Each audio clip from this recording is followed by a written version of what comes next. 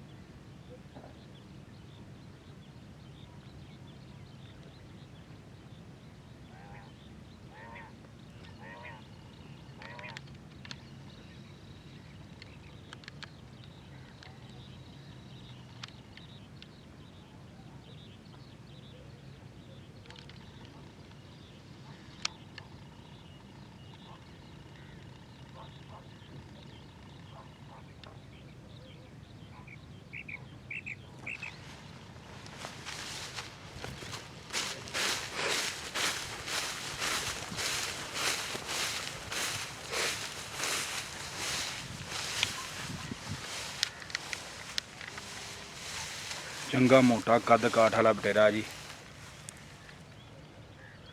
बड़ा मोटा बटेरा जी, चंगा कद वाला यार।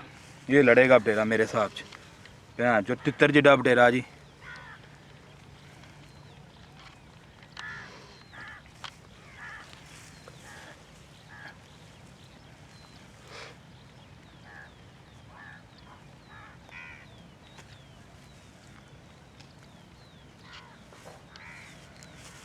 वे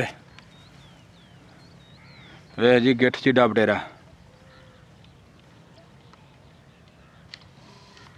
तो जी दोस्तों, अगर साडी वीडियो तुहानू अच्छी लगी है तो कमेंट्स करके यार जरूर दस्या करो।